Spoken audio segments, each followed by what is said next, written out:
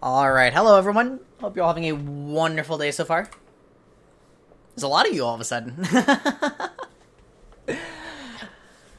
It's good to see everybody. I am only going to be live for the patch note rundown, of course. You know, our usual patch note rundown for amateur play, focusing on whether you need to make any major changes to your overall strategy or champion pools at a lower level competitive format.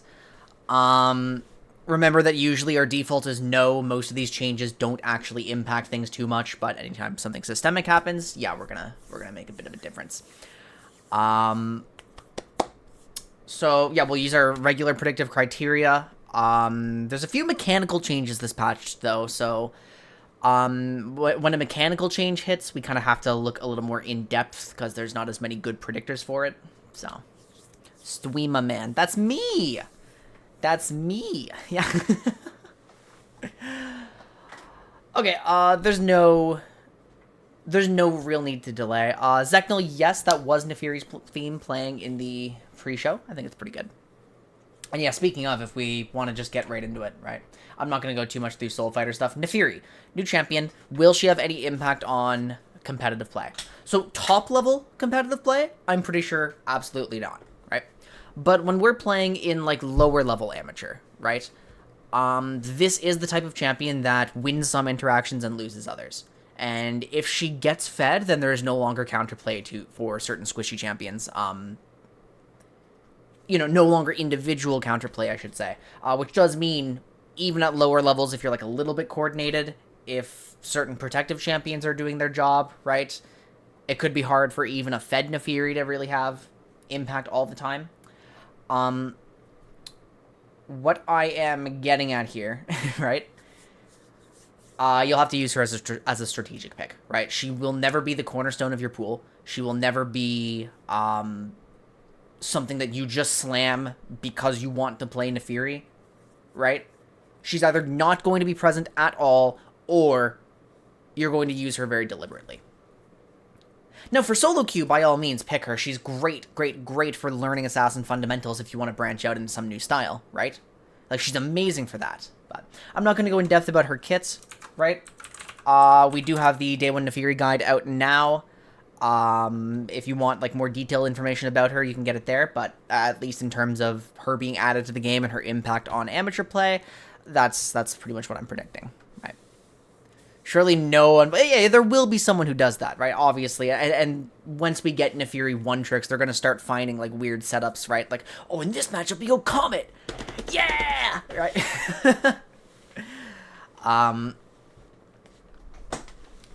But yeah, I'm ready to be surprised. Maybe we're worse players than I realized, and even when Nefiri has losing interactions, we're just going to fail to play those out. But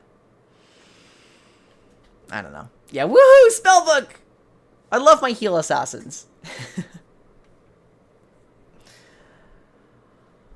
Okay, so the first change that we get is to Aatrox. The first cast damage of the Darkened Blade is going from 10 to 90 down to 10 to 70, but the AD ratio is going from 80% to 100% at max rank. This is a total AD ratio rather than a bonus AD ratio, and of course this comes with a lot of really complicated math, right? They say it is a buff at 100 AD, like at all ranks pretty much. On top of that, we now have a greater minion damage modifier at higher levels, so his wave clear as the game goes on is going to be increased. Let's go ahead and check out the actual exact adjustment, right? So first cast damage was initially 80%, which meant it would have been a 100% AD ratio on second cast, and would have been a 120% AD ratio on third. So that's an increase of 25% and 30%, right? Which is, you know, when we look at a ratio adjustment is a scaling buff, for sure. You're going to be dealing much more damage as the game goes on. I had a bad habit of assessing ratio buffs on, like, your first item spike, right? Because this is a total AD ratio, I've actually managed to play a game with an Aatrox on my team. It was, he got level 100 AD, like, pretty quickly. right? I want to say around level 5. Yep. What are we saying? Yeah, I agree. I agree that Aatrox is not weak. If you are very proficient at Aatrox, right, he can still be a very legitimate carry threat. There was that period where he was forced right back into his like pure aggro strategy. His scaling hasn't been bad for a while, right? So, I don't know. Eclipse is pretty decent, right? I don't think Eclipse is a... And Even Shroud. Yeah, sorry, I forgot about Even Shroud. Even Shroud was amazing on him, right? We don't want pick and ban Aatrox back. No, I agree, but I'm a little bit concerned, right? I'm a little bit concerned that we're going back in that direction. Right? I mean, there's a 240% AD ratio on third sweet spot. Now, granted, Aatrox players aren't always playing around Q3. Like there's a lot of fights that they play out where they Q1, wait for cooldown, Q1, Q2, wait for cooldown, Q1, right?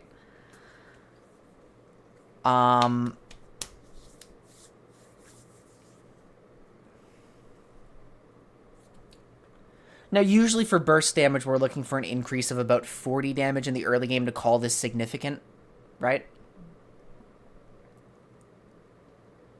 I have seen an Aatrox one-shot Ashe with a Q3 from full. I'm pretty sure he couldn't do that before.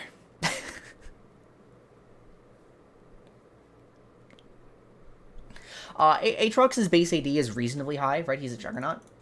He has... Where is it? 60 plus 5 per rank, right? It's not bad. If I go to list of champions, attack, damage, we can kind of sort and see where he is relative to everybody else. You know, he's not at these like tank or like uber juggernaut values of what the hell did I just do? Submit to Reddit. Cool. That's not what I wanted. So like it's like pretty average around here, right? What about value at 18? Where can I find Aatrox? That okay, yeah, one of the highest in the game, approaching 18. Right.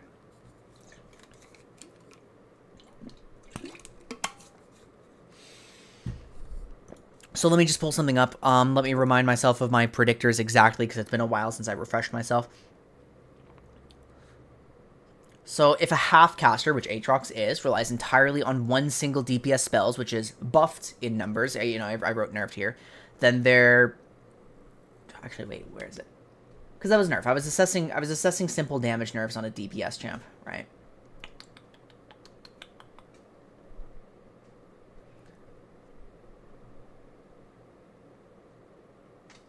Okay, if a numbers adjustment on a primary damage ability is rated to be, like, severe, right? The champion's damage output is... And if the champion's damage output... Or sorry, if the champion's output is predominantly damage, which Aatrox is, then they will likely be majorly impacted at all levels, right?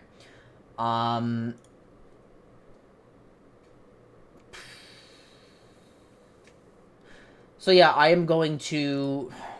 I mean, I'm not going to rate Aatrox as a problem yet, just after watching, like, one lethality Aatrox cheese build or something, but... with all of the multipliers on this ratio, it being increased by 20%, right? I am absolutely assessing Aatrox to be more valuable, right?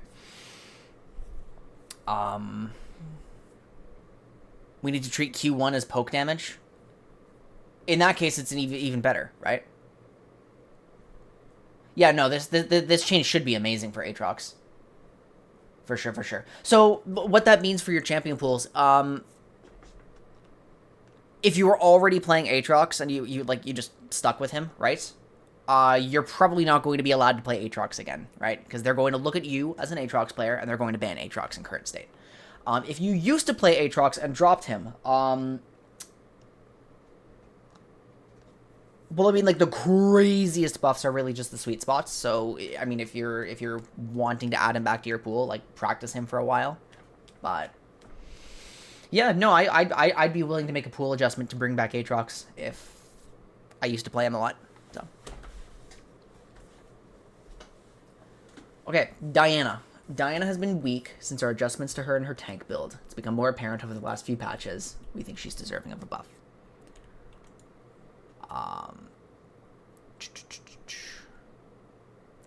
It's the Mira Aatrox's bot lane. It's his best partner support, sure. Isn't Aatrox supposed to be a high skill character who's supposed to be balanced at a sub 50% win rate? Well, he's also, I mean, he's spacing dependent, but he's also a champion where people blunder into Q3 all the time, so. Right.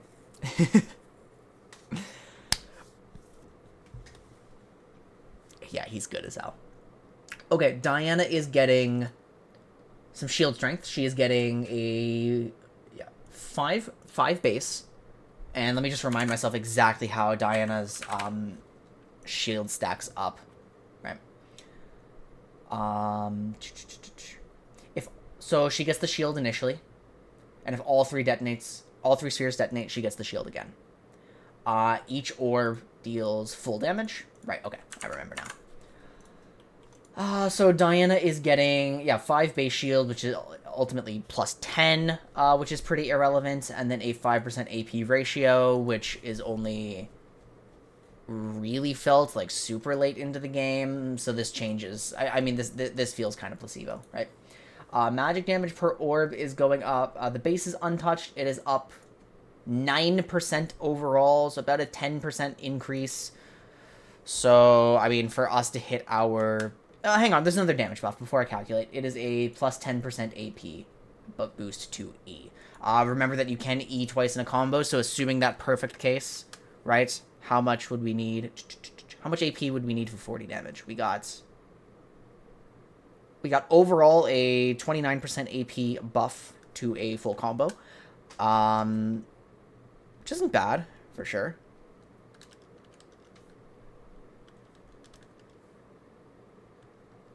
So for this to be within our threshold of, like, real burst damage increases, we would need to be on about 135 AP. So an item and a bit. No, it's very small. But, you know, an increase of 30% late in the game. So yeah, this doesn't hit any early game thresholds. And I'm not confident that I would treat 30% AP as enough, like, on this kind of combo. Let me think about this for a moment. I don't want to say something stupid, because objectively her scaling is better, right? Maybe I should read chat instead of just closing my eyes and thinking, right?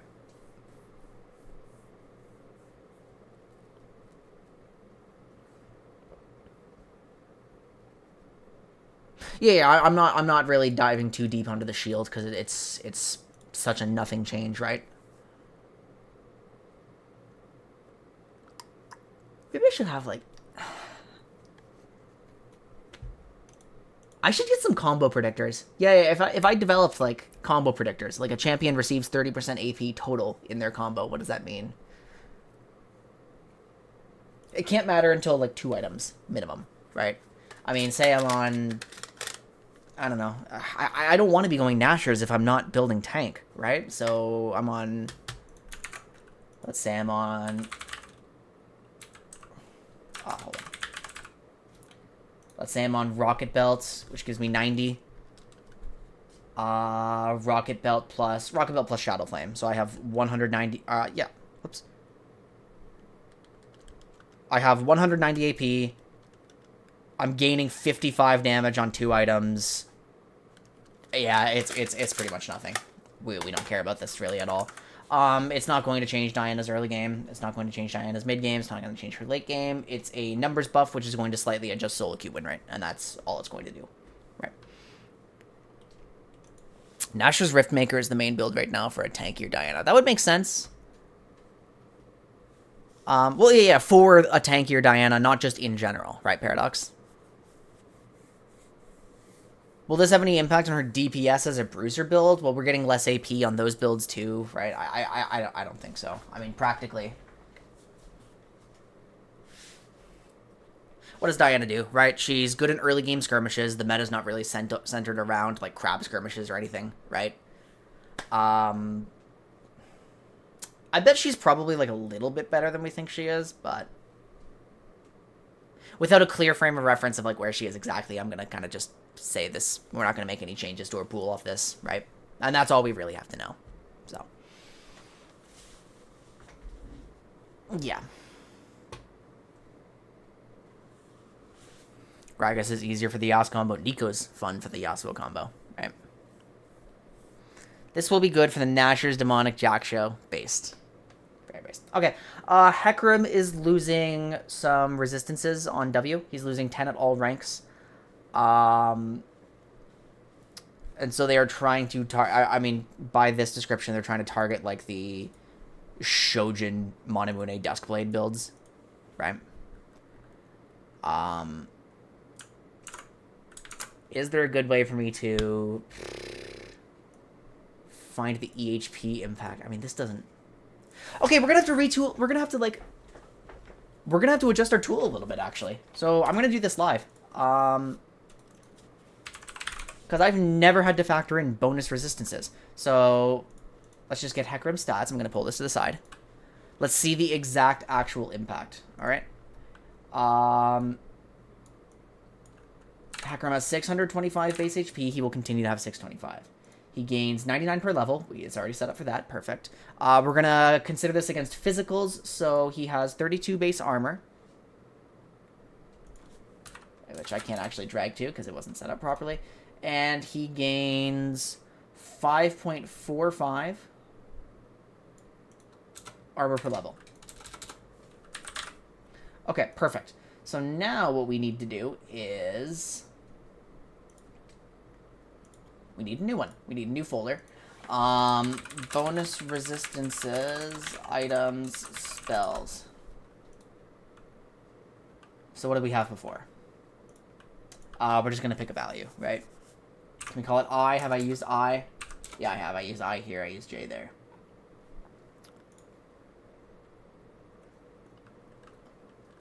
Feels okay, man. Yeah, don't worry. This won't last too long, and we can fix this, right? I'm just trying to find letters I haven't used. Have I used O? O equals 25. And P equals 25, right? We're just going to declare that. So this is EHP, right? This is an EHP calculation, which means my resistances have to go... So there's base value. There's scaling. So I need to put O right here. And I need to put P right here.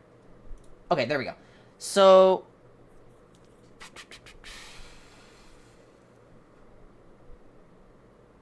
and I'll just add a note for myself.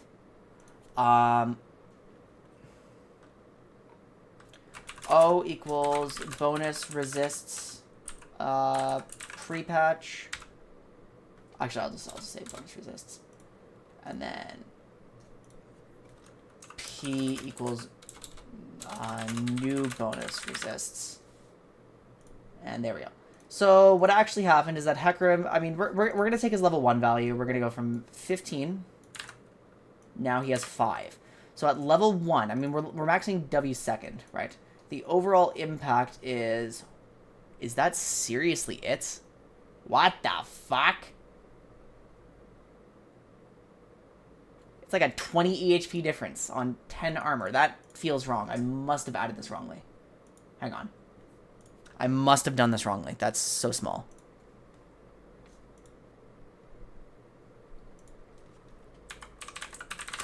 I need to get the formula.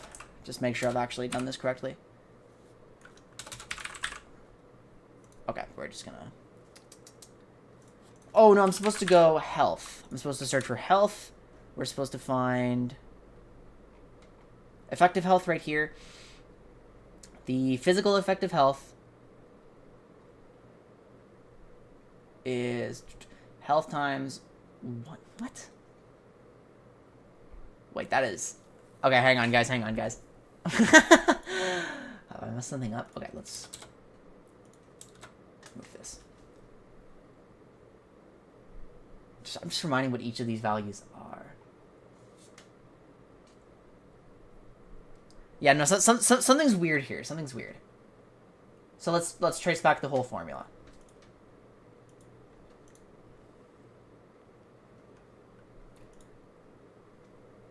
So what I have here, I have A, right? A is my base resistance. So my armor is right here. Oh, wait a minute. Did I add my resistances to my health scaling? I added my resistances to my health. Yeah. Okay.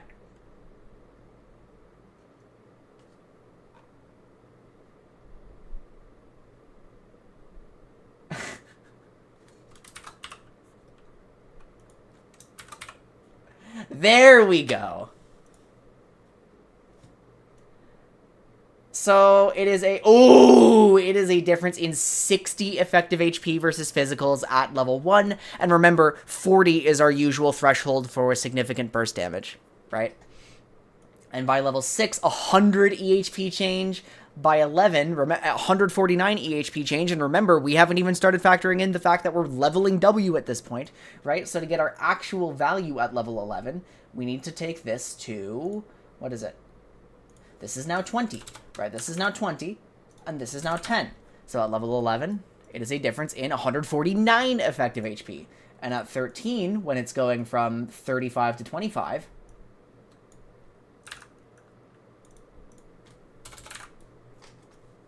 Hecarim loses 170 effective HP. At 18, he has lost 230. So obviously, this is a much squishier Hecarim, right?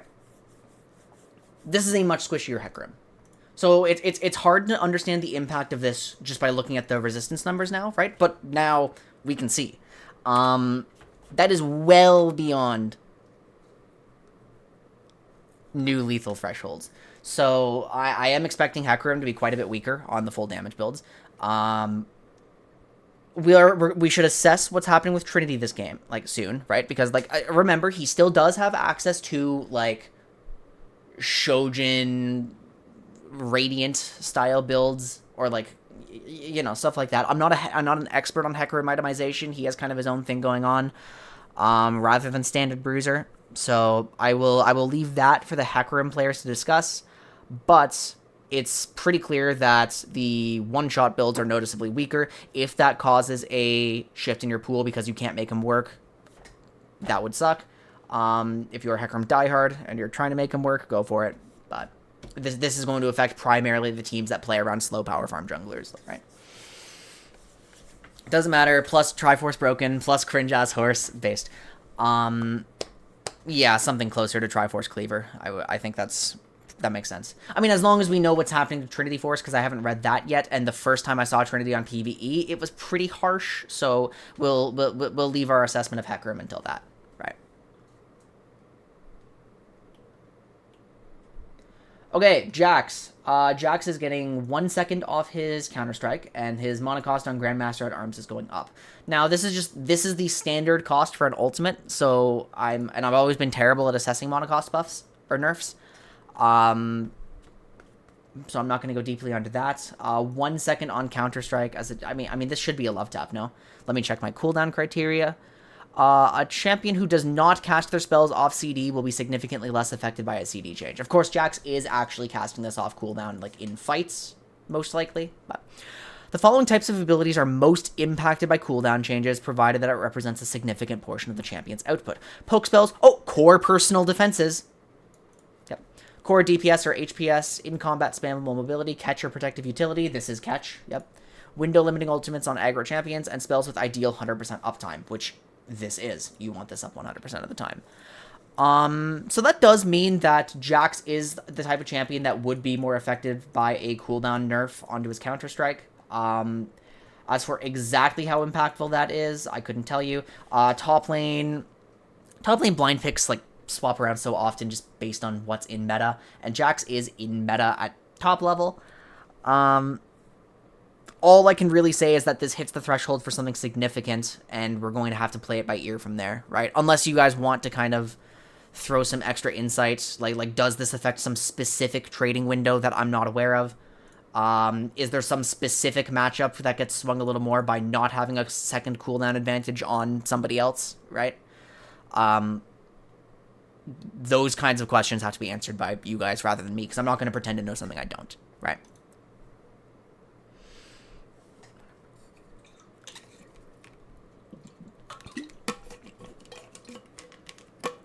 Probably. Oh, I've got to clean this out. Gross.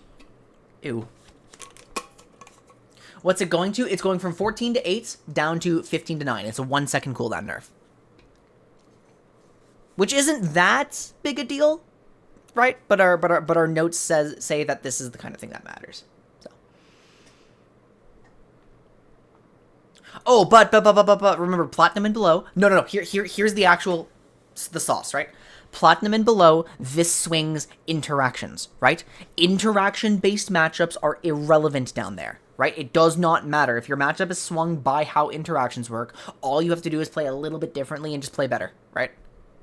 This matters at the top. This doesn't matter for us. That's actually the conclusion, right?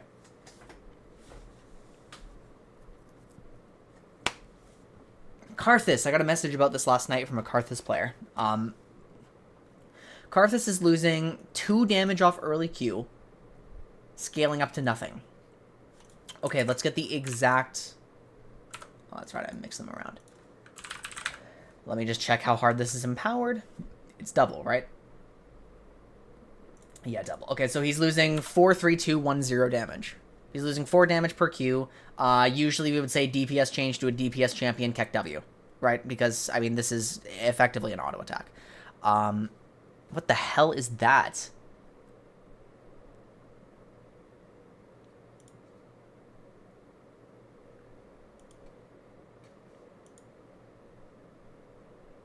It's official. It's... Huh. Alright, I'll leave it there and figure out what it is later. Yes, Karthus AP carry was disgustingly broken. 100%. He is so good at fist fighting people. Is a difference in 4 damage per Q practically going to change his ability to fist fight people? I'd say probably not, right? Now, what does matter, though, is this. Mana restore on enemy takedown. So Karthus is losing 30 mana per wave, right? That matters. That matters for his ability to fist fight you, for sure. It's going to slow him down a little bit. It's certainly not going to remove him from prevalence. Absolutely not.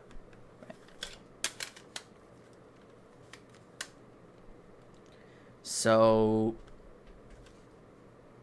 I mean, what, a win rate nerf to a broken champion bot lane? Like, yeah, I mean, he's keep him in pool.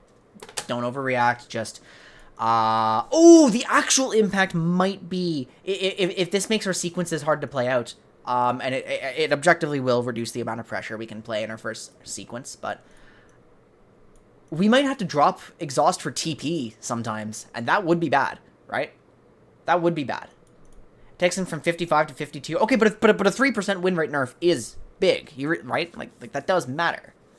Even if he is still noticeably positive. Like, dropping 3% is a big deal. That tells me immediately, yes, he is struggling to play out some sequences as oppressively. Right? So... But my point is... Once we make our adaptations to that, Karthus will drop in the tier list, but still be a completely legitimate champion in the bot lane. You know, this monster damage modifier is like completely irrelevant. I'm pretty sure it affects some clear speed later. It affects some clear speed post 9, but your clear speed is already monstrous post 9.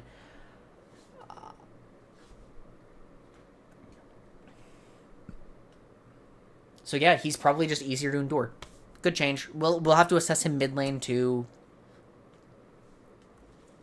Yeah. But just only good now. Yeah, and there's a lot of good champions. Like bot lane's a lot more open than people think, right?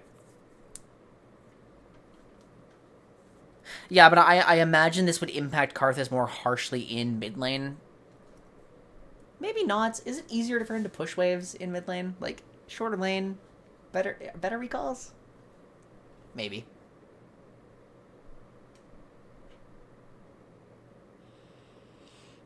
Either way, there was a take I read earlier that says this kills Karthus in lane. Certainly not. Absolutely does not kill Karthus in lane. It just makes you less oppressive in early combat, which is a... Because Karthus is supposed to beat the shit out of you. Like, that's his entire purpose. He's so good at level 1 and everything. That'll matter. Kindred. So, last patch, Kindred lost how much effective HP? Kindred lost 75 effective HP at 6 and 100 effective HP at 11, right? That's not a damning nerf. It is within burst threshold. It just suggested more strongly to draft Kindred with appropriate support, right? So what are they doing? They are...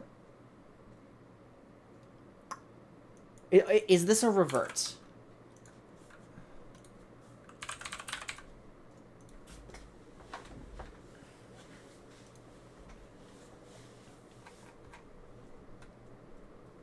Base armor reduced.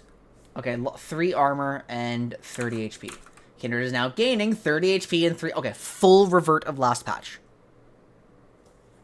So the only thing that changes is that Kindred's Q damage is down by 10. So that's DPS nerfs to DPS champion KEKW. But the cooldown goes up by 1 second. So Kindred is a little less mobile. Even Sterix Gauge, yeah, that makes perfect sense. I made that TikTok a while ago where I argued against Ashe Sterix because she doesn't play at that range, but I acknowledge that the shield is objectively larger than Shield Bow, right? It is a good item with Trinity builds, so... Kindred who plays at a shorter range, that would be awesome. I mean, you just set to flat 4 to 2, right? Yeah, so when you're in Wolf's Frenzy, you're unaffected. This is just your general kiting throughout a fight. It does take us further away from the 6-second in-combat spam mobility threshold that we would enjoy. But, again, it's Kindred, the only source of marksman DPS in the role, the only, like, who provides additional combat value on top of marksman DPS, and marksman DPS is, like, just the strongest form of damage in the game, right? So, I mean, I as long as you draft Kindred appropriately, we're going to be fine. This is a clear speed nerf, okay? This is a clear speed nerf, which is significant at top level. For us, we don't care. Clear speed is, like, pretty much irrelevant under Masters. We have more important things to care about for winning games. Right?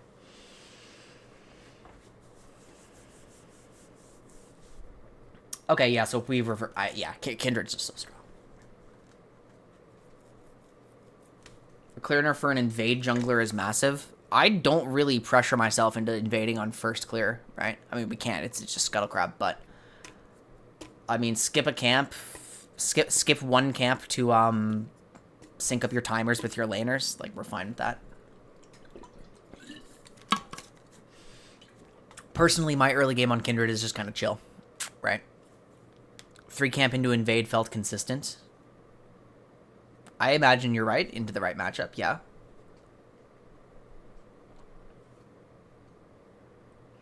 Okay, guys, but it's not that dramatic a change, right? It is 1 second that we don't get our attack speed buff. That's noticeable, right? But, like, I don't think that neuters your 12/16s.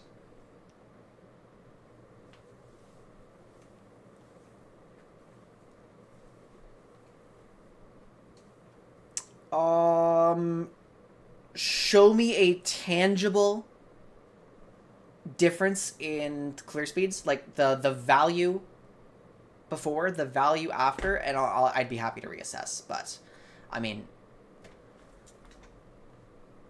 I'm happy to play for second plus clear on Kindred, I think. Okay, welcome to the biggest problem of the patch. I don't understand why Lissandra is getting this much. This was, like when this change was first shown, like 3 weeks ago, we were afraid. So this is one of those changes where Lissandra's, you know, we don't have any criteria to assess it, we just have to look, right? Thralls continue chasing down their targets until they explode, they don't stop. It is harder to dodge them. Thralls will follow enemies into bush. Awesome. Thralls are revealed to enemies through Fog of War. That's, yeah, whatever. That's good for counterplay. Q will now slow all enemies hit. Q will now cast from position post-cast rather than pre-cast. It means Lissandra can now Q flash. Okay? This is just some quality of life stuff. Oh! Okay, so plus 10 minimum healing, whatever. Plus 30% on minimum healing!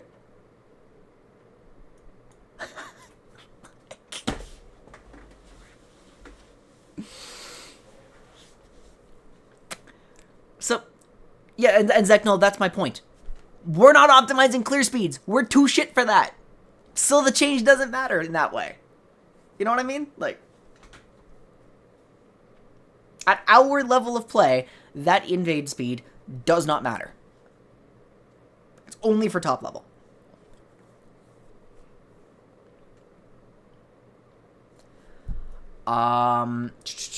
Okay, yeah, plus 30% AP slows everybody. Throw like. So this is increased by. Oh, also it now heals at maximum at 30% or less rather than 0%. So not only is your heal massively increased, but at all thresholds you just get a greater value, right? So at 100% effectiveness, which you could not get before. That had a 50% ratio. Now it has a 110% heal!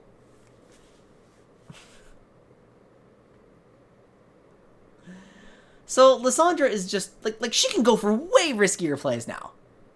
Right? Like,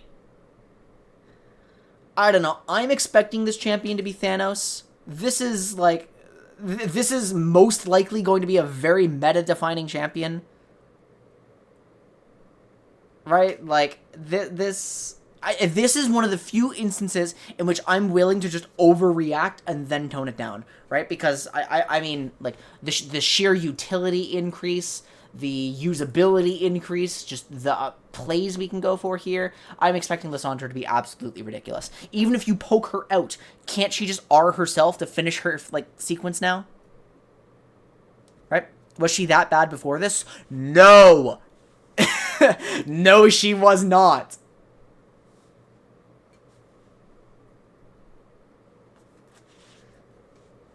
So, I mean, I'm pretty sure she's meta-defining. So, just keep that in mind. Be ready to add her to your pool if this is the kind of playstyle you play. If your jungler plays a lot of carry junglers, absolutely be playing Lissandra. Yeah, okay. We'll see. Melio is losing some passive burn damage and some movement speed on his E. So this is pretty whatever. This we can survive. It's practically going from 50% to 40% if you double up on somebody, which is still a pretty high value, and we're okay with that, right? What matters here is 25 to 80 going down to 15 to 50. So losing 30 damage per passive proc at highest levels, right? Which is a lot of damage missing. In the early game, does this hit our threshold of 40? Well, we're assuming like an EWE passive application. So, no, that only hits 30, but if the W ticks a second time, yes, that is 40. Yes, that does impact Melio's early game, like, lethal windows. So what are we left with? Well, Melio's Q is still an amazing spell, and the W still has really good utility on it, and the R still has really good utility on it. We're left with a champion who is really good in his windows still, right? Melio has a great base kit. As we can see, because we've nerfed him like 3 or 4 times, and he's still been relevant, and those nerfs have not been minor. Yeah, I think Melio is relatively inoffensive now. I think Melio is fine to have in your pool, and I think he's good in spots where you're using his utility. But his numbers making him a problem are not a problem. So, I think we can relax a bit on the bans unless we're playing a pick comp. That's what I think.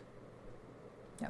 And if I had a nickel for every time a support with really unique utility who would always have pick conditions for that unique utility also had a damage passive and then got that damage passive heavily nerfed multiple times over the course of several patches, I'd have 2 nickels, which isn't a lot, but it's really weird that it's happened twice. Like...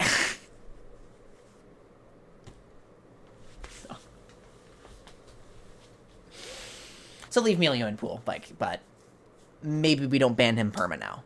I think it's probably okay to play a few more engaged supports into him. I mean, obviously, he's still going to be amazing into Rel and, like... Yeah, but it's probably okay to take a Recon and scale into him. Let's play Bard into him. Actually true. Actually true. Bard has a great matchup into Melio. You actually get the push into him consistently. But before he released, the counterplay that we were talking about was you either hard poke him out with sustained poke because his cooldowns are too long. And so that's where the Ziggs counterpick came in VDS last split. Or you perma-roam on him, and he can't answer very effectively. He can't answer very effectively because he struggles to find prio, and he struggles to punish the enemy AD carry for being alone. So Bard checks out as a good answer, right? And Melio can't deal with Bard's stasis as well. He can deal with Q, but he can't deal with stasis. Okay, Rek'Sai, who has appeared in the patch notes quite a number of times recently. What do we get? Rek'Sai loses 5 damage on Unburrow. Okay, that on its own, irrelevant. We don't care. 50 damage on E! Plus 15% TAD. Wow!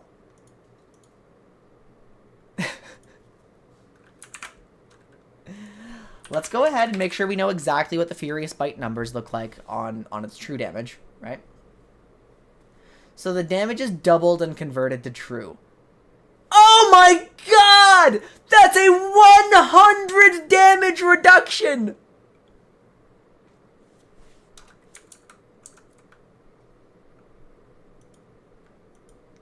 Or approximately, like obviously not quite, right? Because this was 110, now it's 10. No, yeah, 100 damage reduction.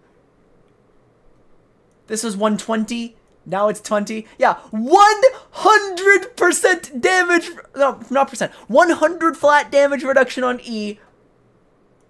Not even factoring the 15% total AD ratio. She loses 100 plus 30% AD damage. I said total. No? Oh, wait! Bonus to total. Bonus to total. Bonus to total. Bonus to total. Bonus to... Okay. That's the most annoying way you could have brought this to my attention. That is the most annoying way by far. Just writing it in all caps a whole bunch of times instead of talking about the specific thing I missed.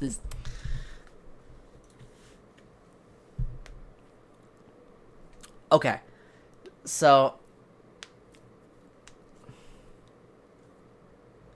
yeah, okay, so we're going from bonus to total. How does that impact us? Let's check. That does change things. So we need...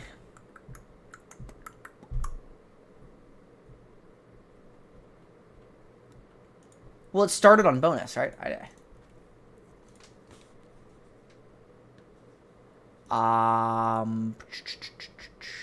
So yeah, I need to read it more carefully.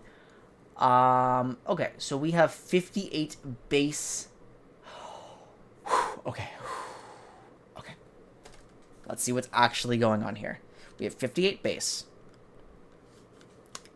So 55. So practically at level 1, practically it's a 10 damage reduction. Okay. Whew. That's not nearly as bad as we thought. 10 damage. Once we get up to level 6, right? Actually, let's just jump to 9. Let's jump to 9. No, but we're not maxing this first.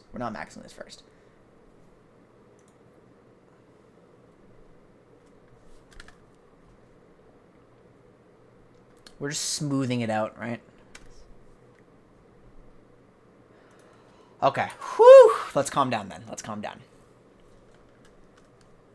So at level 13, yeah, actually, let's assess 13. That's a good one to do. So we have 90. So we are getting 63 damage on this.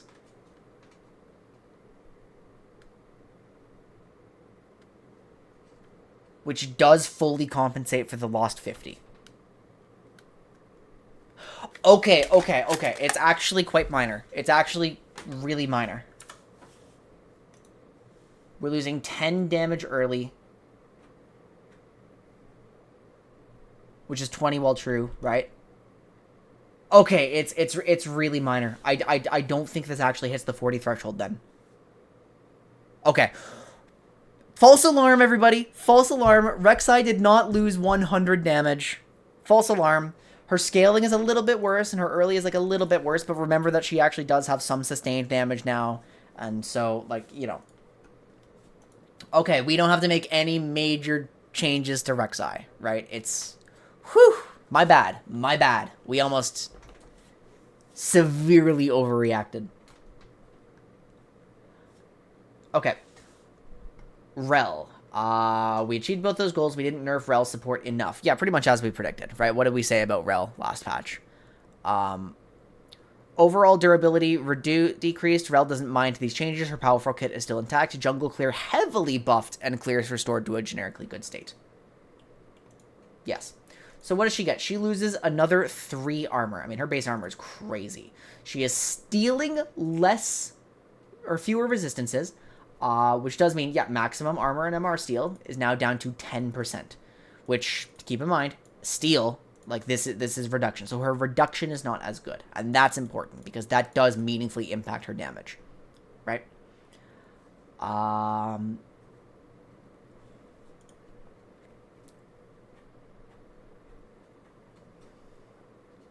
I mean, the base kit is still there. Like, the base kit is still good.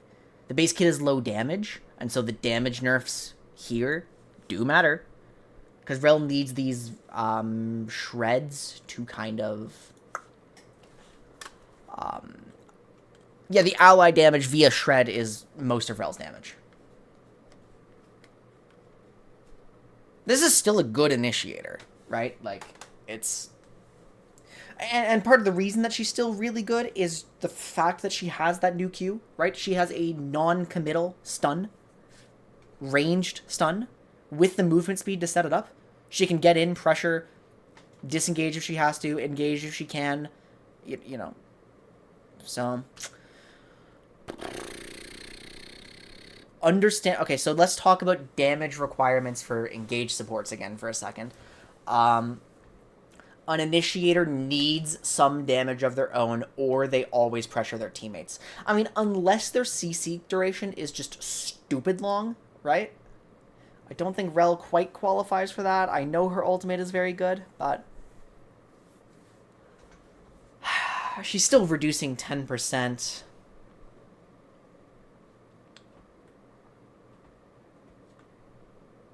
On everybody.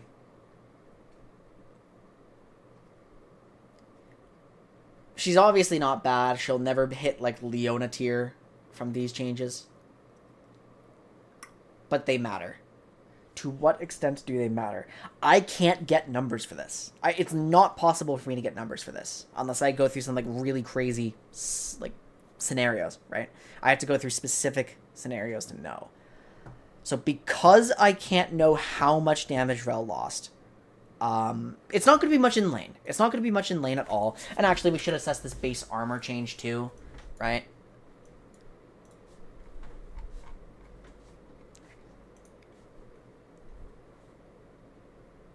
Rel.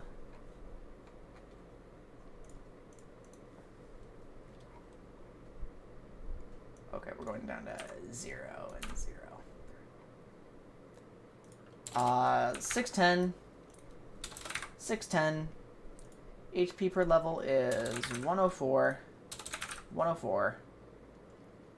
We're going from 39, which is very high, down to 36. And we are staying at 4.2 per level. Rel is losing a negligible amount of effective HP. This is not within lethal windows ever.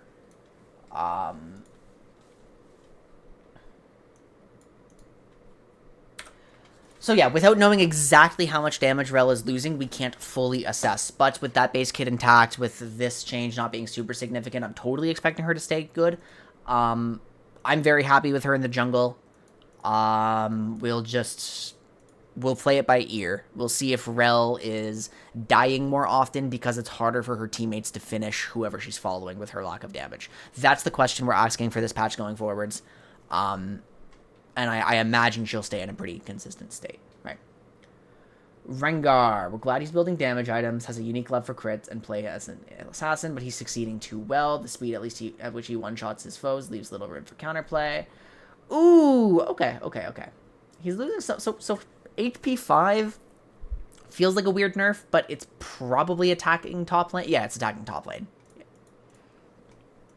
The role where Rengar just kind of gets to do whatever he wants for fun, right? And let me just read exactly what this crit damage conversion is, too. The attack's damage will critically strike and is increased by 0 to 31.25%. Wait, how is this working?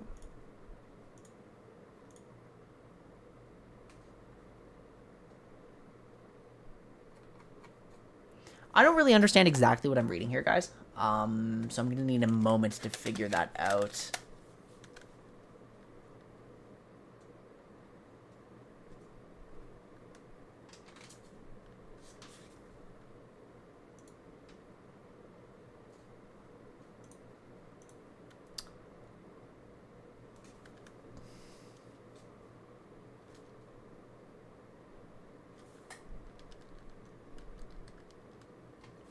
Wait, up to...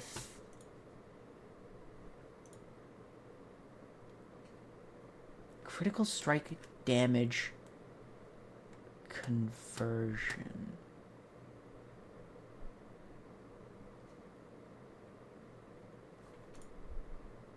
These numbers don't line up with anything I'm reading, no?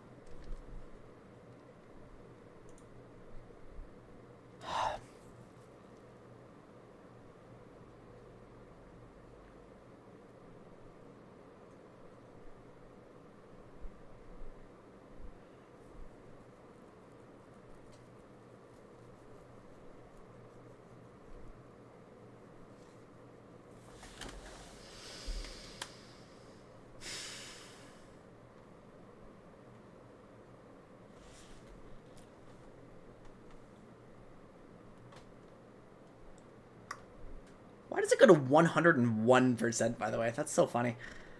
Well,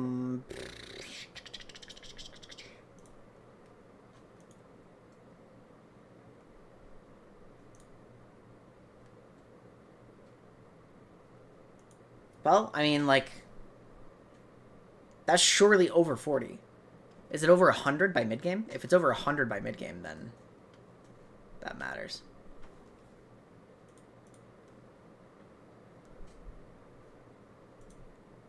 Wait, huh? Guys, shit, I'm ruined. My follow count just dropped to 0 on my dashboard. There's a visual bug here.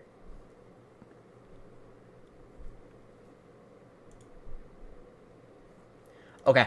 I do not understand what I'm looking at here. I am unfortunately not qualified to answer this one. I cannot finish this on this show. So once I figure out what's going on, it's going in the OneNote, right? It's going to... Like, I will update as time goes on. But it's... He's losing some damage with crit chance, which matters. He already got nerfed by Essence Reaver before. And we're just going to see what's happening with him in the jungle. I mean, because it's so easy for Rengar to become inconsistent in jungle, right?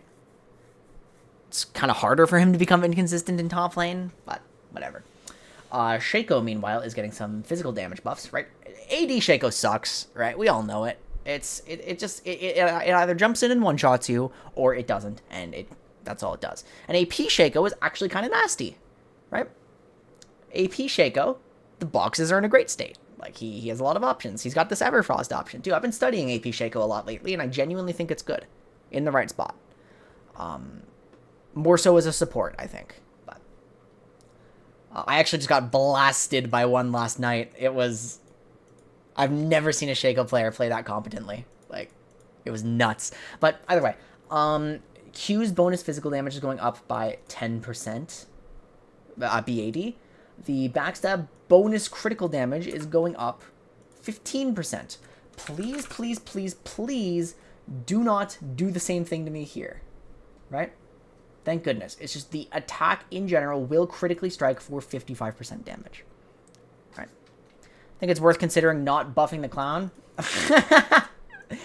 I think every champion deserves a opportunity to be viable. Right? Shaco is more viable than we think. But AD is completely irrelevant, and yeah. Prowler's Claw passive will now be proper. Okay, that's kind of small. But so what do we do? Because Shaco was also impacted by the Essence Reaver nerfs for him.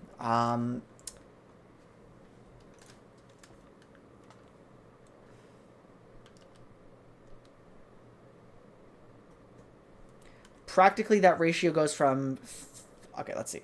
So I have a 50% bonus AD ratio, which becomes a 70%. Now I have a 60% bonus AD ratio, which becomes a... Whoops. 93% ratio. Okay.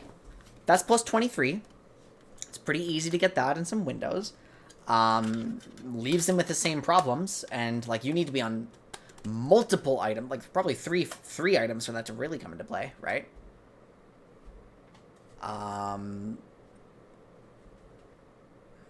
No, you don't, because it auto-crits. It auto-crits with backstab. No, you don't. It auto-crits with backstab. It's just a flat, like, 20% damage increase, and that's super necessary for him. And I seriously doubt it actually does a ton. Just because of this. I mean, it means his snowball is going to be a lot more disgusting. So if you manage to get him off the ground, sure. If you manage to cheese stuff with 80 Shaco, like, be my guest. That's not consistent in coordinated play. AP still more consistent in coordinated play. But Shaco players, have fun with your toy, right? It is really... Yeah, I got a notification about this bot existing, but I'll look into it. I might mute it. Yeah, I didn't add it. I didn't add this thing. It just started chatting today, and I haven't banned it because, like... This is what... It looks official, but...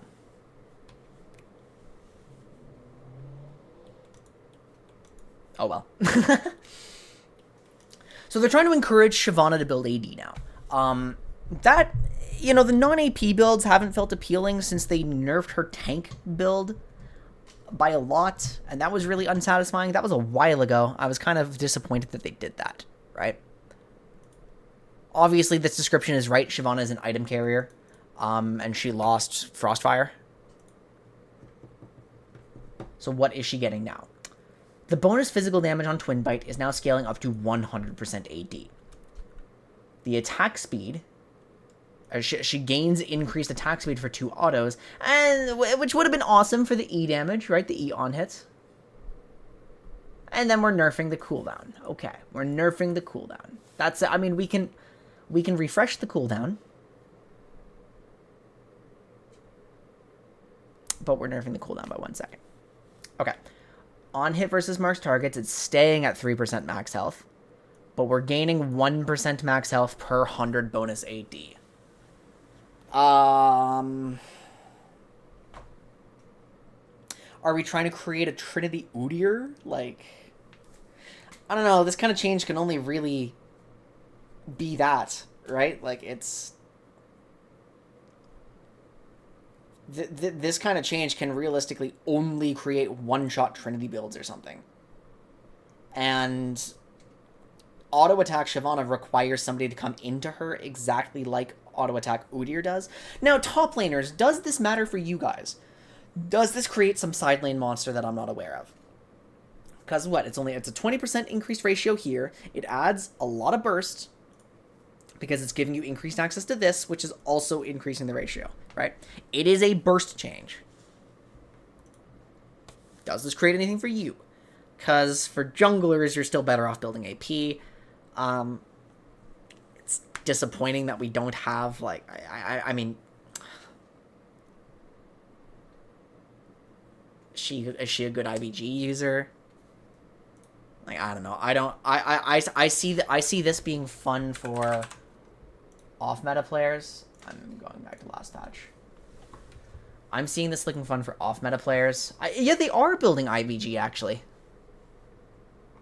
Shyvana players are building IBG. It's not a lot of them. There's dozens of us! Dozens!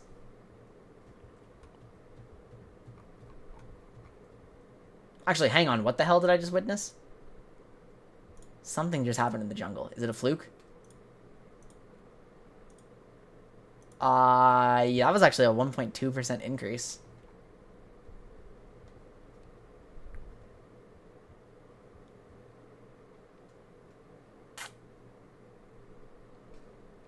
Well, let's hear him out on the bruiser builds a little bit.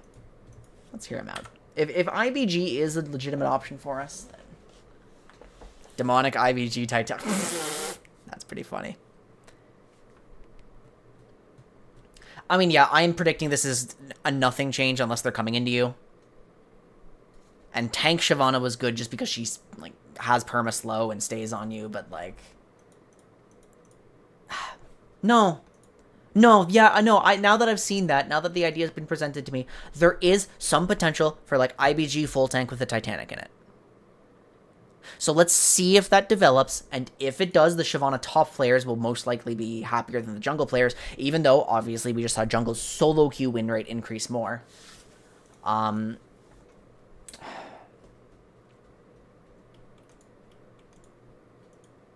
But what team plays slowly enough at our level for Shyvana jungle to really work, right? This has like Shyvana has such a specific like dragon aggro niche, or she's like such a scaling. I don't know. We're not expecting too much, but there is maybe some sauce here that I'm not seeing right now. And if there is, I do believe Shyvana's a better champion overall than people give her credit for. She's just tuned badly right now. So, I hope not. You got scammed. No way! What happened?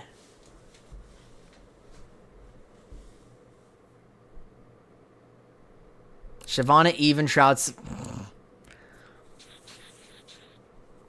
Paradox, I'm taking away your chef's license.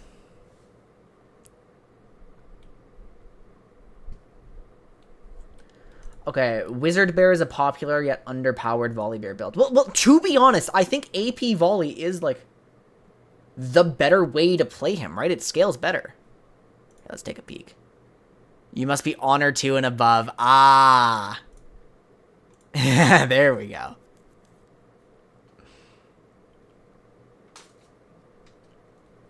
What's Volibear getting? Volibear is getting a 10% increase to his AP ratio on passive, which is good for DPS. Removed a hitch in Volibear's auto attacks after stunning at high attack speeds. Okay. The heal is increasing. It's another % missing health buff. Up to 4%.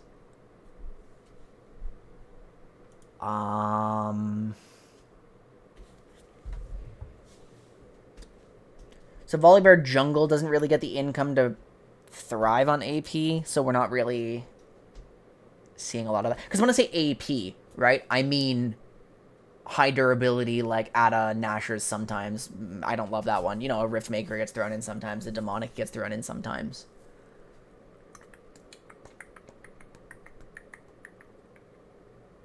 I mean, they're small. No, they're small numbers.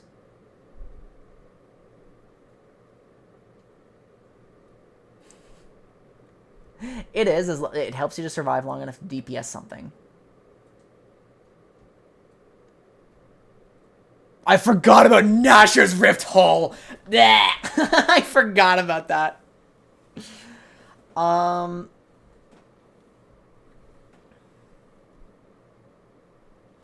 I mean, this is plus 10 damage per auto attack on Nashor's. It's a DPS change to a DPS champ. This could matter. I will look at Volibear top lane. I have a Volibear player who can help me assess this. I'm sorry that I mean, there's so many ratio changes this patch, right? And ratio changes make it hard to find our clean lethal adjustments. So, I mean, if anywhere is noticeably better, it's top lane. That's where we're looking. All I can do is ask the right questions, right? I'll check with my Volibear player. It's a buff to any Volibear build. This one, yeah.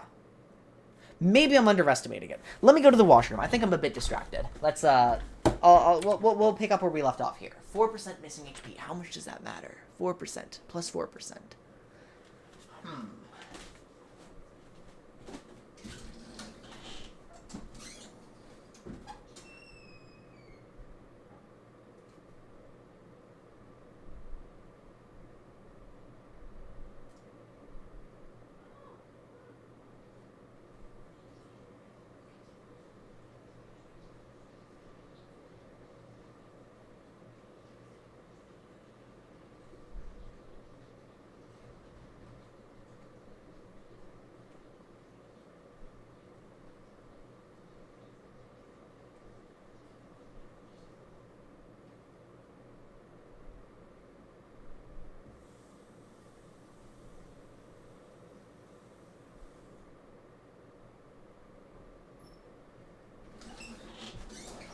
Okay, I did some piss math. We are... If I'm missing 2,000 health, I'm healing for an extra 80 per W. So that's actually, you know... That's actually not bad. That's actually not bad. As long as I can get tanky enough to have lost 2,000 HP without being concerned, right?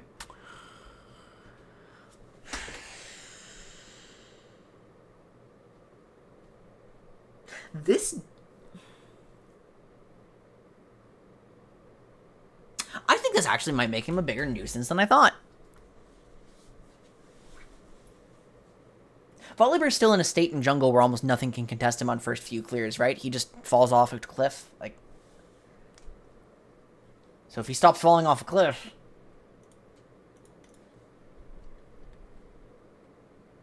Let's re-explore Volibear, actually. Let's re-explore Volibear. I think it's more likely that we find, like, extra value in top lane rather than jungle, but let's actually re-explore him. Let's do that. Okay, Xerath. So I've actually played this already. It's pretty cool. What happened to Xerath? Despite Xerath's success as a support, he's been a rather unpopular and mediocre mid laner. We don't mind Xerath's support being viable. We'd like to make playing Xerath mid a little more consistent. Wasn't Xerath mid exactly. This was some Xerath 80 carry action. But... So yeah, I've played it.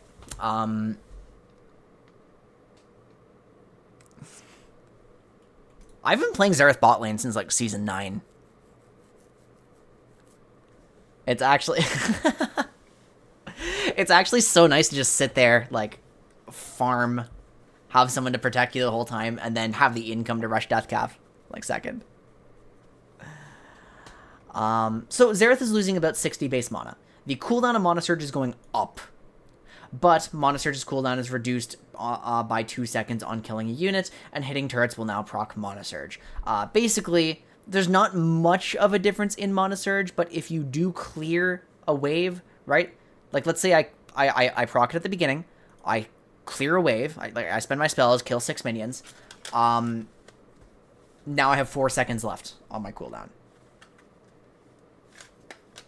If I killed 6 minions, that kind of sucks, doesn't it? If there's a cannon there, it's pretty good.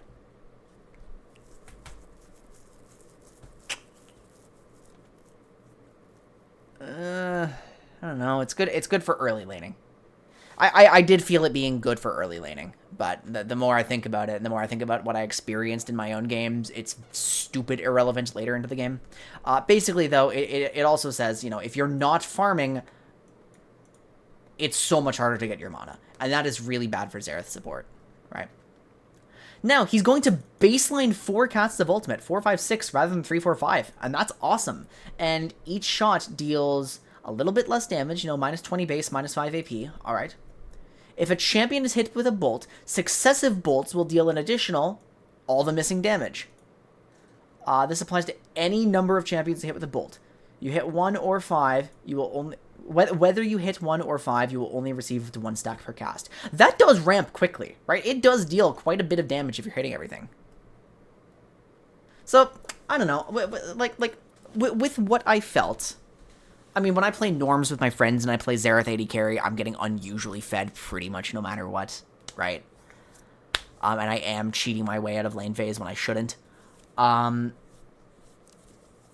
I think Xerath's support is probably quite a bit weaker, but that's fine because we still have Vel'Koz and Zoe to play. And we still have Ziggs in certain spots. He's rare, but fine in certain spots. Is Xerath mid meaningfully better? Well, it was an increase to mana in laning. Just how much?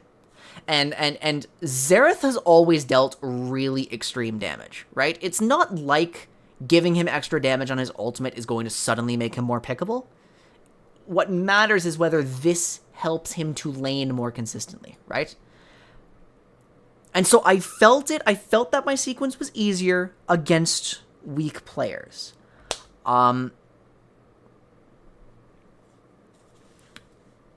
I'm going to cheat for this one. We're going to use a solo queue win rate, which we usually don't like doing.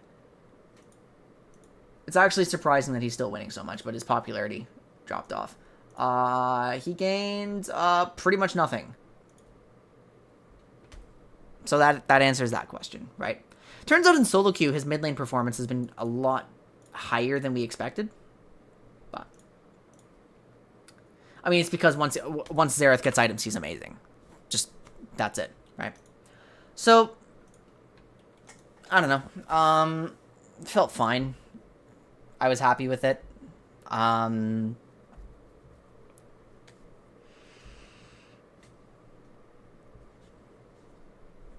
If you are getting out of lane anyway, this is a major damage increase.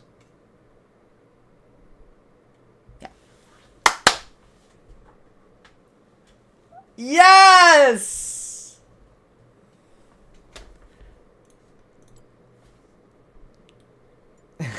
So, this is my favorite mage. I love Zyra. I love playing her. I love her flexibility. I love what, you know, I played her so much support. My damage builds, my tank builds. I get to tailor myself to the situation that I'm in, right? Rylai's or Liandry's or Luden's or a Mandate, Guardian, Locket, Electrocute, Airy, like Comet, whatever. There's so many options on this champion, and I just like love the experience of playing that.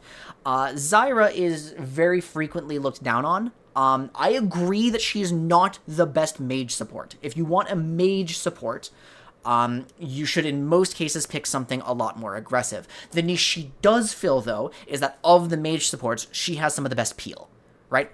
She's pretty much if Morgana were semi-offensive, right?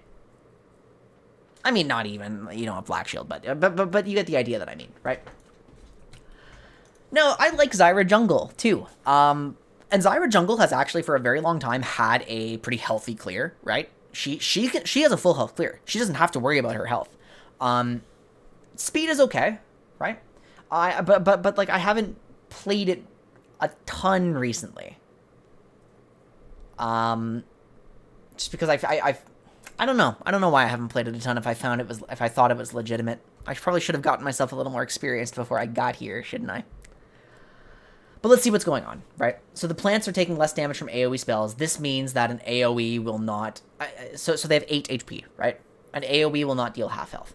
Plant damage from ranged auto attacks is going up to 5.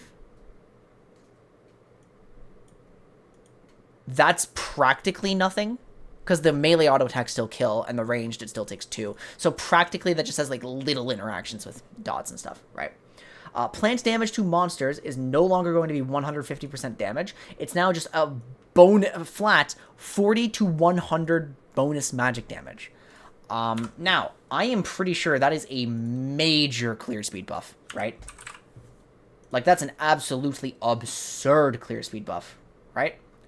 Because what they did before is the Thorn Spitters, they dealt 20 to 100, right? So you're at level 1, you take that 20, you add 10 damage. It's 150%, right? Now they're getting 40 rather than 10. That's a fair bit. Yeah. And of course, Vine Lashers do the exact same damage as Thorn Spitters. That's how it works, right? The only difference is Vine Lashers slow, Thorn Spitters have range. So that is quite a bit faster in the jungle. And when you get Zyra in the jungle, right? I find that her ganks are reasonably okay. Like she's obviously supposed to just play for herself, control space, get intel. She's an amazing counter ganker. Really, really, really good counter ganker. Okay, what else do we get? Basically, what I'm saying is this is more legitimate than you think, and I'm very thankful that they keep giving me support champions to play in the jungle. Rampant growth. Seeds on first rank up 2. That is huge for Zyra's level 2's power spike. So Zyra usually likes to take W at level 2, right? And so she's going to chunk a lot harder on her first trade there. Now, if she's chunking harder with Q, she's not actually CCing you. If she's chunking hard with E, okay, then you're kind of fucked, like, to be honest. But that Zyra has E at level 1, and you got hit by it, so, like, it is what it is. Although maybe we don't blame them as much, because Oh my god, Zyra has an E-Flash. Now, I mean, Bush Zyra is like basically the same level of infamy, at least in my head, I'd like to believe, as Bush Garen, right? Because it's what she does. She's a defensive peel champion. She can't catch you super easily offensively with E unless you can't see her, except now she kind of can. And if she can do that, then the EWQWR, like,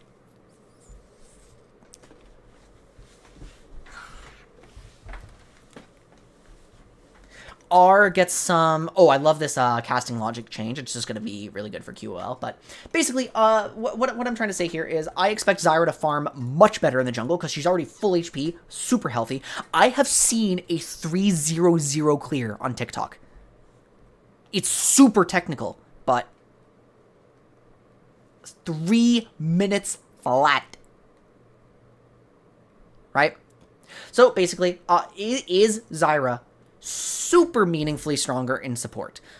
Honestly, even with these extra tools, I don't think so. I think these are very good tools for specific plays that she can make, right? And I think this is actually huge for her laning aggression, right? But at the end of the day, the other mage supports that you compare Zyra against are still overall just more effective at snowballing and beating you down. So Zyra still retains her niche of being the mage support that you pick to peel for somebody, right? So for the love of God, Zyra players, please play with your AD carry because like they matter to you even though you're a mage support. As for Zyra jungle though, I'm playing it a lot. Like, because if she's just farming more effectively and she gets her instant Rylai's and I mean, like, Zyra doesn't scale well with AP, but she does scale well with items, right? So,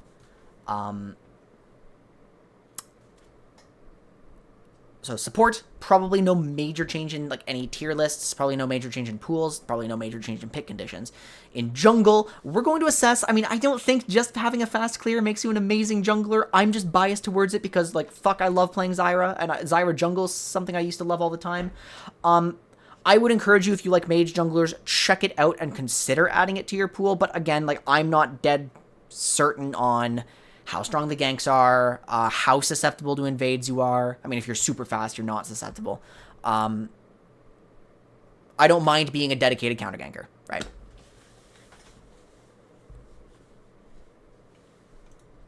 Yeah, I mean, you can't look, you can't get away from me playing Zyra. It is what it is, right? So, okay, we've been through all the champions, and just to recap, right? Just a quick recap. Aatrox is major. Diana, we don't really care too much. Hecarim has a major decrease in effective HP on the full durability builds. Jax is interaction-based, which at our level of play we don't care about. Karthus is a little less oppressive. His sequences are impacted. Kindred, partial revert here. Clear speed change, which doesn't matter to our level of play, so she stays in pool. Lissandra has become Thanos. Melio still has his value and is still, like, he's completely inoffensive. He's still going to have a place for sure. Rek'Sai didn't lose as much damage as we thought. She's got kind of a love tap. Rel, it's hard for us to assess her damage exactly, but we're expecting with that kit she's still baseline good. And probably doesn't change too much. Rengar, I'm not even touching that change. Like, I'm not doing the math on this. I will address it later. Shaco is gaining a meaningful amount of AD damage, but, you know, he still has more problems than AP Shaco, so probably very little competitive value. Shyvana, we're just trying to figure this out, too. If anything exists from this, it's some tank Titanic build. Volibear actually is worth exploring again, although, I mean, we've had a bunch of changes in a row where we couldn't really figure it out. Xerath isn't actually much stronger, even though it looks like he's gotten a lot, and Zyra isn't a lot stronger in support, but, like, the tools that she got are just so nice for Zyra players, and all of them are going to love it, and they're going to have such a good time with their champion. So, with that said, let's try to speed through the items, because I'm here quite a lot later than I hoped to be. I do have to get out of the house soon-ish, so Axiom Arc. Instead of refunding 20% of your total cooldown, it is refunding 5% plus 40% of total lethality. This will be a buff at Mythic Item plus Axiom Arc, scaling up to around 40% cooldown reduction at full build. So, is that relevant enough for you to want to pick this up versus Prowlers? Remember the old school Yumu's versus Axiom debate? Axiom had, like, really fringe cases where it won on stuff like Pike, if you just wanted to optimize your CC output, right?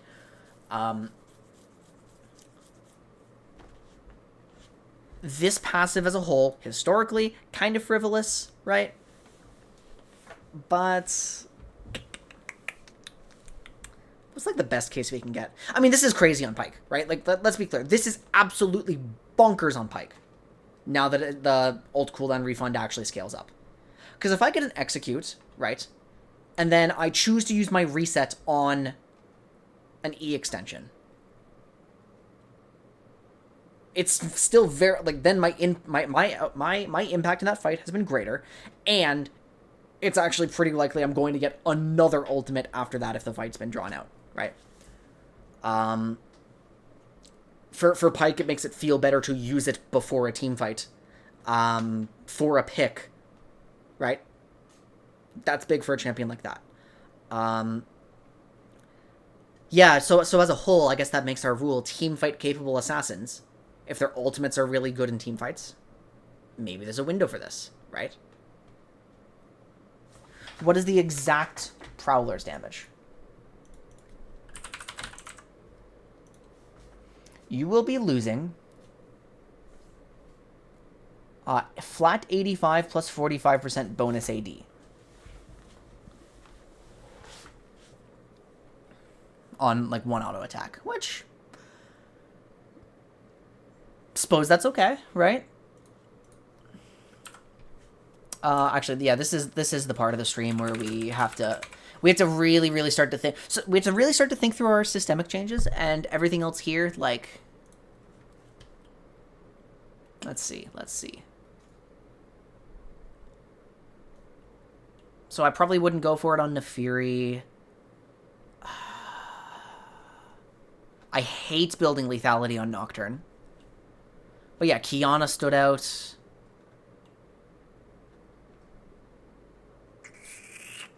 Talon. What's your ult cooldown? Pike stood out as a good example. Yeah, but Talon is competing with Cleaver too, right? It's competing with Cleaver.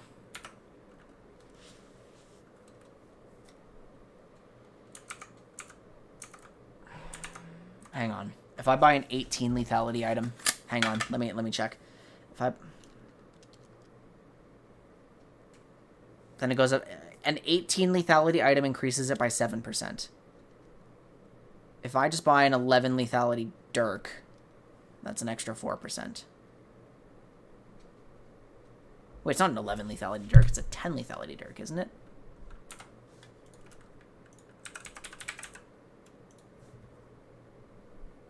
Yeah, 10. I'm getting 4%.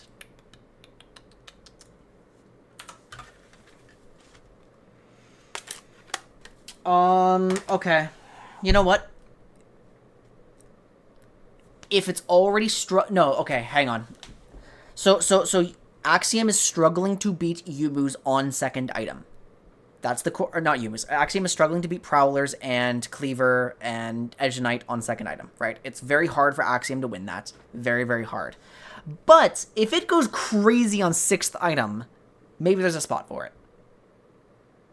So we shouldn't make any changes to our itemization really on second, but third and above, the item is better. And the item might have value on those teamfight assassins. Okay, that's our conclusion. That's what we do. Gale Force. Gale Force's cooldown is up 30 seconds. It's stronger at the highest level of plays where 80 carries are a bit overpowered. Lowering the impact of the active will bridge that gap. Infinity Edge is received. Okay, so just... While those who are more hardbound, like Neela... Okay, Neela's not hardbound, but... Right.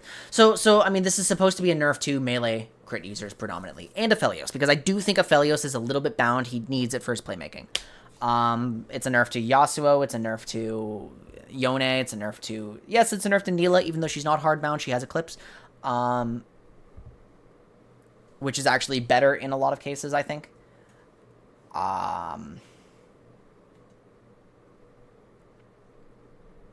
Yeah, so, I mean... You don't think this changes when you would pick Gale Force? No, I agree. If you need it, if you're a melee champion... and you depend on it, yes, it makes a difference. But not in pick conditions, just in power. If you are this item is broken on Renekton. That's the most base comment we've gotten all night.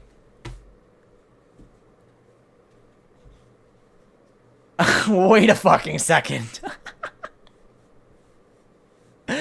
Wait a second.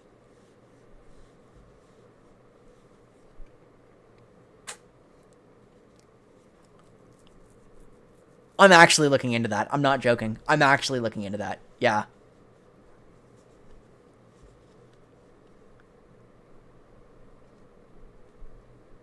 Yeah, because I mean, people keep bleh, I can't speak. People keep building Gore Drinker on Renekton in situations where he's not proccing Gore Drinker on like more than one person. So I'd be very happy to have a Gale Force in that spot.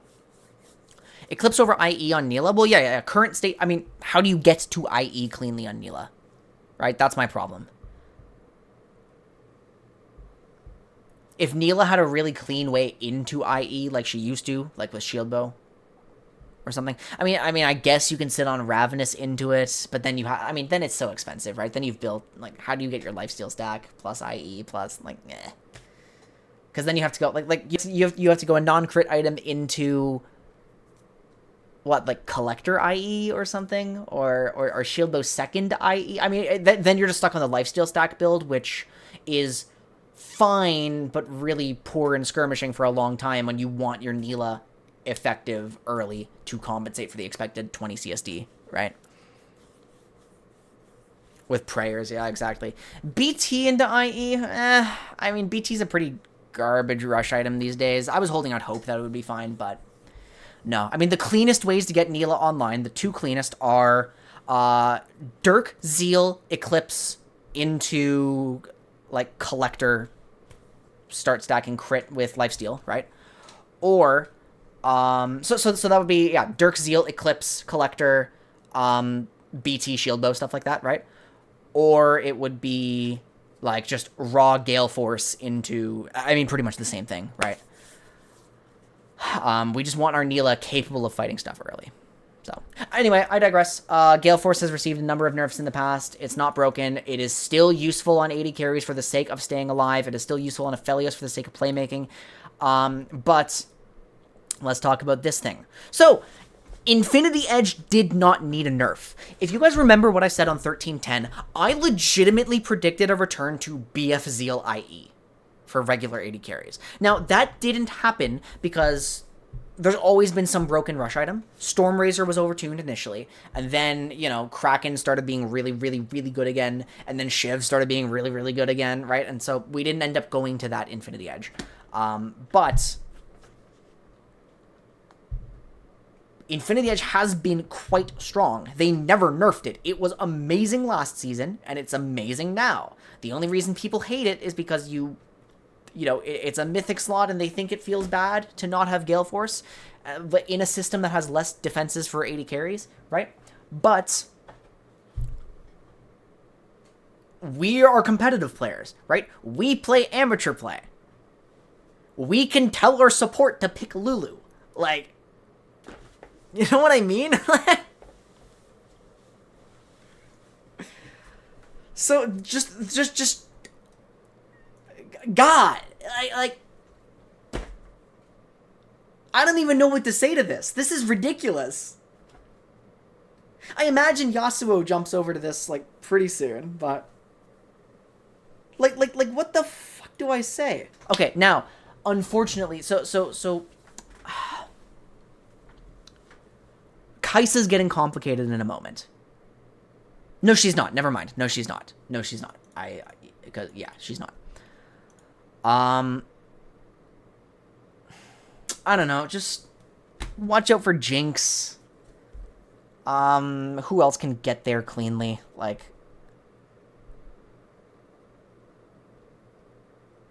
who's just a regular ass Noon Quiver rusher?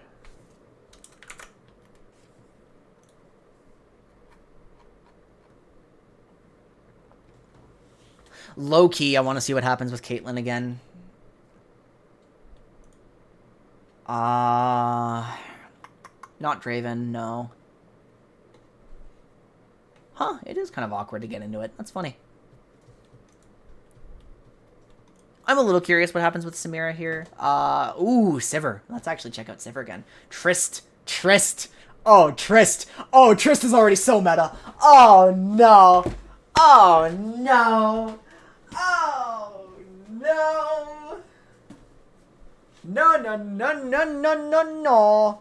No, no, no, no, no, no, no, no, no, no.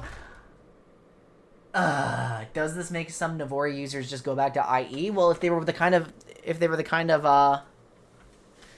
oh no, we're just concerned about Tristana getting some fun Infinity Edge damage, because she is a champion that can cleanly get from Noon Quiver Mythic or Noon Quiver item into that, right? Yeah.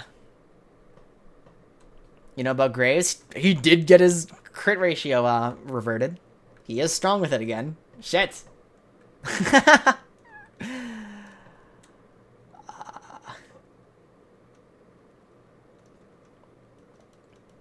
Yeah, so just, I mean, like, guys, Infinity Edge has never been bad. It's just the itemization system has made it unclean to get into it. And so if you can find a reason to get into it, like, fuck.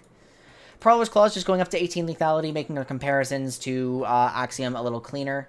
So we're going to move on quickly from that, because that's not changing anything about when and why we build stuff. I think it's still hard to beat Cleaver in some cases, but that's fine. Randuin's Omen critical strike damage reduction is 25%, so you're chopping off a quarter of every auto attack, which is, you know, actually kind of good. Spear of Shojin, we're taking an item that's already low-key pretty good, and we're increasing its HP, and we're making it cheaper. Cleaver's what, like 3,200? Yeah, awesome. I'm skipping through these because, like, they are, I don't think there's a lot of deep implications. Spirit Visage going up to 60 MR is actually meaningful in a system that doesn't give very clean MR. Like, Force of Nature isn't super dominant anymore. Abyssal Mask is giving 69 MR, so if you're a Spirit Visage synergy champion, it does compete more effectively with its peers now. Static Shiv, attack speed is up. This, I was talking to Saint in chat last night. About how exactly this works. It starts scaling at 9 rather than 7, right? Actually, hang on. No, it doesn't. No, it doesn't. Hang on. We misread. So it's moved here. Wait, what the fuck? It's like 2 sets of changes.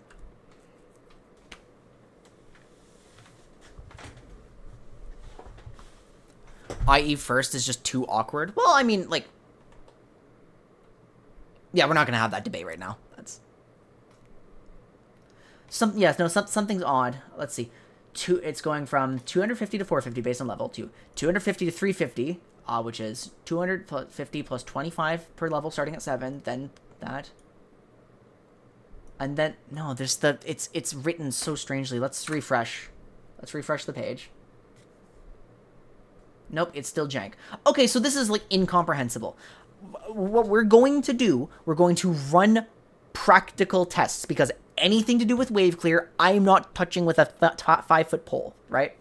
Or a 10-foot pole, or any number of the numbers that I tried to say all at once. If Static Shiv still allows you to clear waves from most of the game on one auto and then a spell, then people will still be able to build it for the purposes that you want it. Right?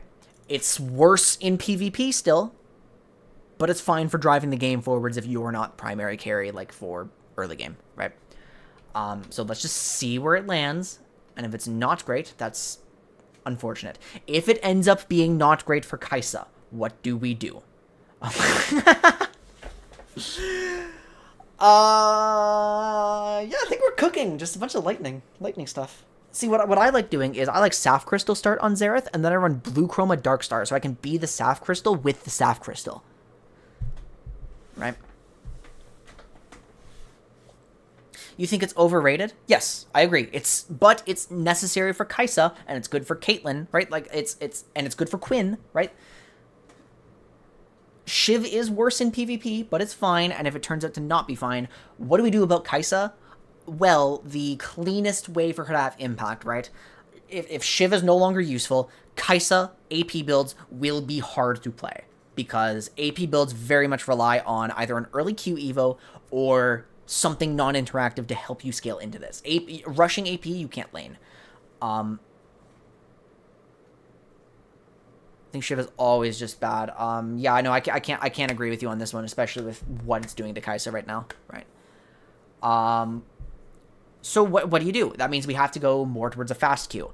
The fastest fast Q build in the game, if Shiv is gone, is BF sword, pickaxe, longsword. Oh, obviously with Doran's. Or actually, is that one that's sensitive to Doran's? Let me check, because that might be one that we can cheat out of Cole. No, that is a Doran's. It is the cheapest fast Q spike in the game. That gets you into an IE rush, which is weird, right? But IE buffed. The strongest early Q spike is Serrated Dirk Warhammer into either 2 longsword or pickaxe, which gets you a Duskblade start. That's the most expensive. The average case one is that Dirk pickaxe 2 longsword or second pickaxe, which is Collector Rush, which actually gets us into our E-Evos a little more cleanly, right? We can, but like, you know, obviously none of these builds are super appealing, and all of the fast Q or the super Q dependent builds are mistake reliant and very pick based. If Shiv impacts Kai'Sa too much, Kai'Sa is no longer meta.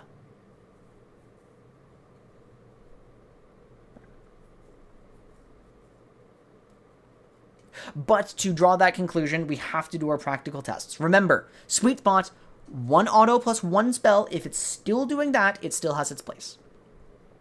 Oh, you said on Akali. I thought you said like Akali, Shiv is always bad. I thought you meant you think Akali is always bad and Shiv is also always bad. That's what I thought you meant. Yeah, Monamune is also a very good way to get our Q Evo into AP. We'll find out. Anyway, this item's busted as fuck and we should not be buffing it. So every time Sterix appears in the patch notes, I say that.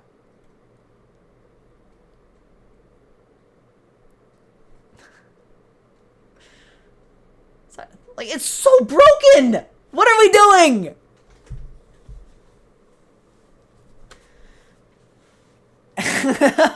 Top laners rejoice! Okay, no, you know what? Volibear with his direct buffs, with all of his systems buffs, I'm actually on the train. I think Volibear is probably meaningfully buffed this patch. Yep.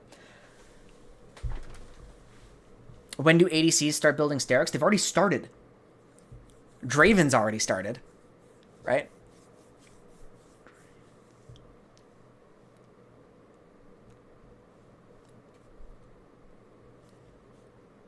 So, let me introduce you to Ezreal.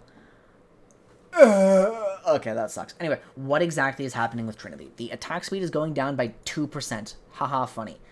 Attack damage per stack. You guys are so cringe. I was trying to read this for a while. This is just 6%. They're displaying it as 3% plus 3% to bring the 3s back. And now the maximum threefold strike is 3. So the maximum AD is decreased from 20% to 18%. Okay, so this is overall a love tap, I'm pretty sure.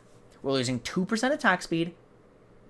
We are stacking the AD per stack faster, but we're getting a little bit less of it. So, actually, that's just good for, like, Viego, right? Sure. We don't have to talk much about that. It's too late. Okay. Ghost. Ghost duration is increased by 5 seconds, but Ghost no longer extends its duration. Okay. Yeah, so you can no longer have Ghost running throughout an entire team fight. That does impact the scaling of the summoner spell on 80 carries. But, you know, you still get 15 seconds of action, which should be more than enough for most 80 carry team fights. Like, it's still going to be strong. They're only hitting, as they said here, yeah, best case, right? Duration extension disproportionately benefits range champions. Yeah. That's a huge Darius nerf. Still gets you your first kill, like, pretty effectively now.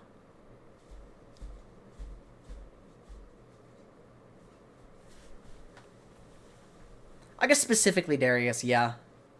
Yeah, because you're reset based, right? You're very yeah. Okay, so is there anybody else like Darius where that would really matter, like someone reset based?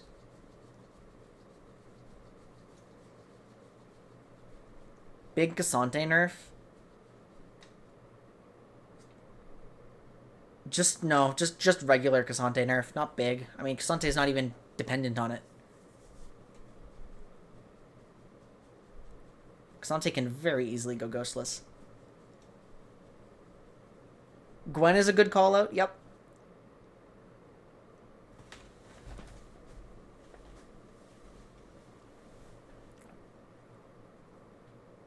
Mord jungle. I mean, Mord jungle only needs one guy to die. No, like at least in early ganks that doesn't make a difference. You guys are all.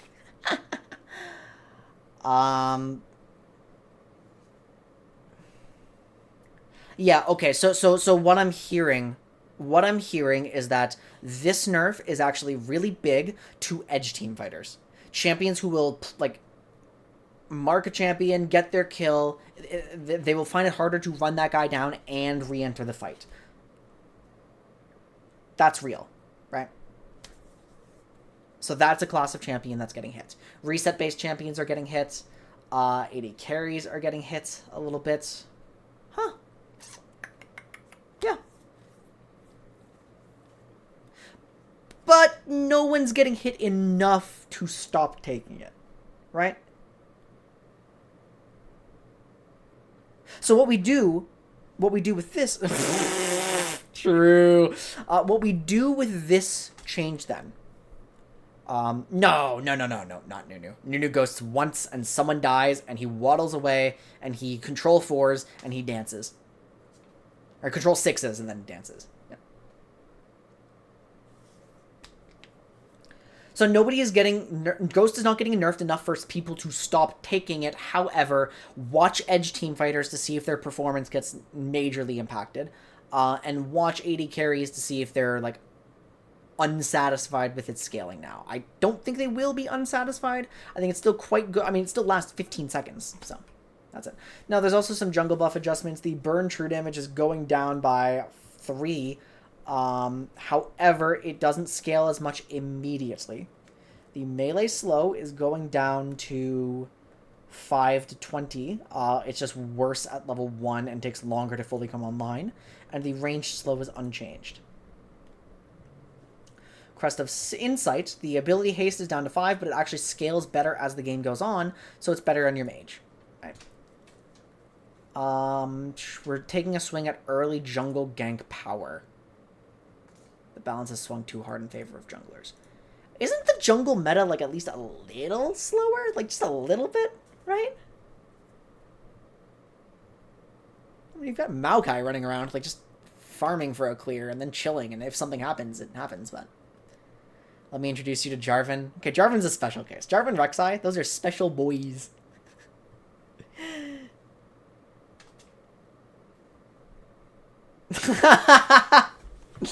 Someone here is traumatized.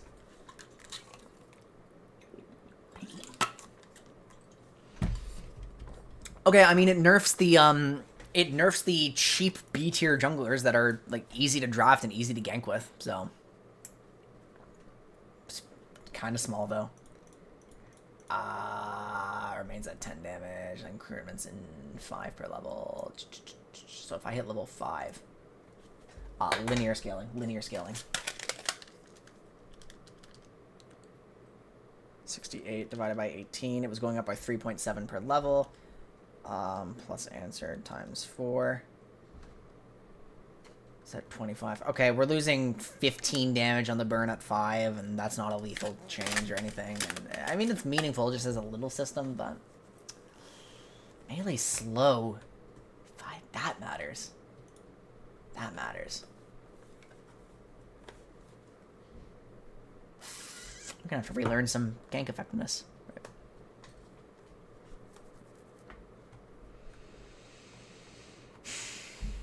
Well, so there was an unsatisfying number of changes where we just had to kind of say, let's wait and see, but I think we have asked some good questions this patch. The game will shake up, like, a little bit, for sure. Just a little bit. Not super, super drastically. But, like, I mean, this alone is going to change our drafts. And yeah, we'll watch Volibear. It's now 4:30, which is really bad for me. I don't have any time to stay and continue talking, unfortunately. But, Rest of Insight, Ghost, Trinity. Yeah, I mean, because the thing is, a lot of these changes are like, this is weaker, but we don't have alternatives, necessarily. Yeah, Volleymains are eating very good. Very, very, very good. And if anybody would like to call out, like, an extra Juggernaut that gets meaningfully buffed by, like, a Shojin or a Sterix change or a Spirit Visage change or something. I mean, that could be Aatrox, too, but late game. Then, of course, be my guest. Riven. Is she a high base AD champ? Okay, well, obviously every Juggernaut's going to be happy with Sterix, right? I mean somebody who has, like, giga abuse cases, like Volley, where everything is up above, right?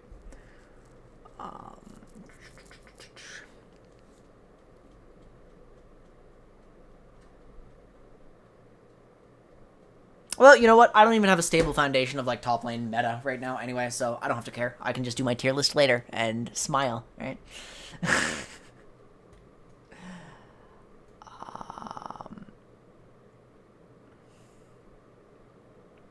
Yeah, everything that can be said right now without some extra practical experience is said. So, that's that. Do the testing that is necessary for your team and your rosters and your pools, right? And we'll move from there, right? So, yeah, I gotta run, guys. Love yourselves, respect each other. If you need to contact me about any of these things, my DMs are open. I will see you all later. Probably not streaming again later tonight for Zelda. I think I'm just going to spend the entire evening with a friend. Yeah, so see you later. No. Don't. We don't like Heartsteel set. It's not good. Okay, whatever. Bye, guys. Good night.